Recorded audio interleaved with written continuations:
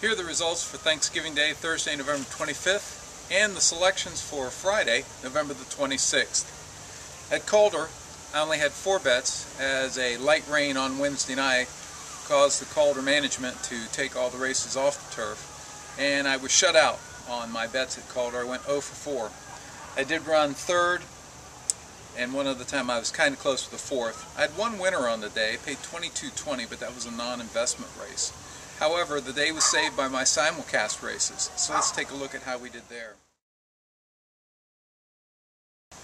At Aqueduct, in the second race, it was on the turf. My selection, Platinum Plus, went off as the favorite even money under a hand ride. It was an easy winner, paid $4.20.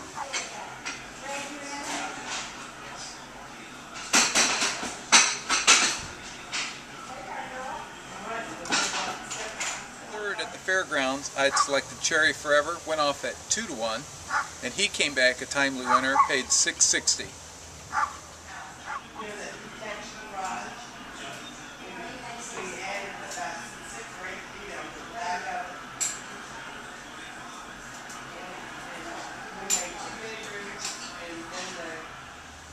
Back at Aqueduct in the 5th, my selection is Temecula Creek. He went off at 2-1. He came back a winner, paid $6.20.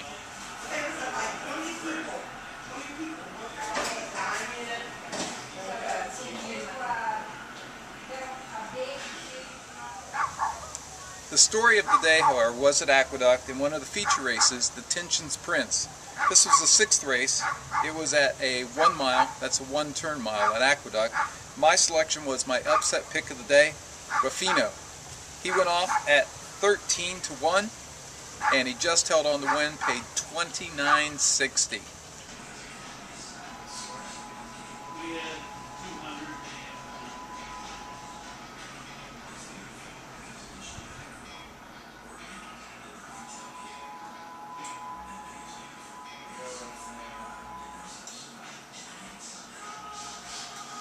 Ruffino in the 6th. I got back nearly $150.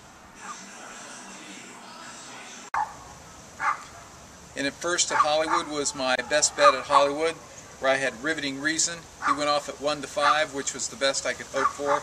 He was a handy winner. He paid $2.60. I won an allowance race at Churchill Downs, the 10th race, where I had Wise Dan, who had finished a close-up 6th, beaten less than 3 lengths in the Breeders' Cup Sprint. He was stretching out a mile today. He was much the best on the sloppy going. He paid $3.40. Results of the photograph second place. Second was number 2. My final win of the day was at Hollywood Park in the Grade 3 Vernon Underwood. My pick was Cost of Freedom to go wire to wire, which is exactly what he did.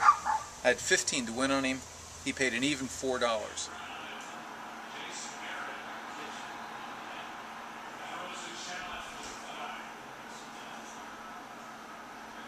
Today, I was a handy winner. I won close to $60. It was a good day of racing on Thanksgiving. Now here are the selections for Friday, November the 26th at Calder Racecourse. I'll take a pass on the 1st, the 2nd, the 3rd, and the 4th. My first selection that I'm going to invest in is the 5th race. However, it's kind of tentative whether we'll actually invest because the race is slated to be on the turf and don't know if they'll actually go on the turf. But I like Michelle's Trip. Michelle's Trip was a late running winner in her turf debut.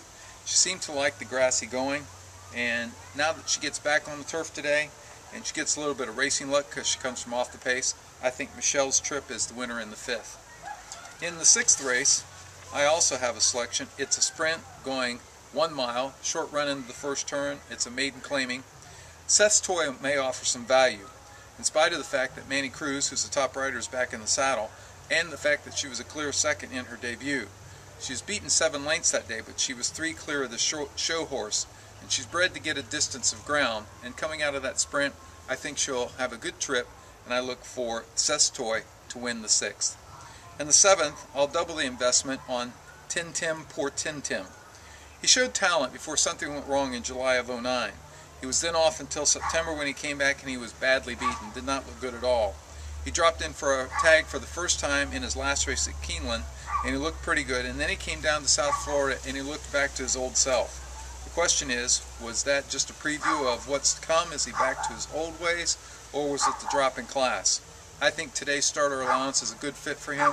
I look for Poor Tin Tim to win the 7th race.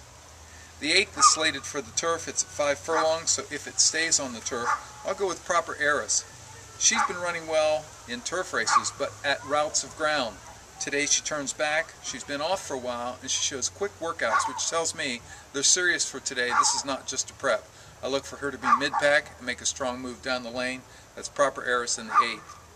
In the 9th race is my best bet of the day, Karkovnik. It's a 6 furlong optional allowance claimer. Not only is she lightly raced and second off the shelf today, but last year she debuted with back-to-back wins, and then she was ambitiously placed in the Grade 3 Old Hat Stakes at Gulfstream Park. She didn't do so well that day. She was off for a while until she returned 4 weeks ago, and she looked like she was ready to run a good race. She's well suited to the pace of the race because today's 6 furlong race has several front runners who they would wear each other out, but they're typically 5 furlong front runners. So at 6 furlongs, I think they wear each other out. At the pace duel, I think it sets up really nicely for Karkovnik. 20 to win on Karkovnik in the 9th. I'll pass the 10th. We'll come back tomorrow and see how we did.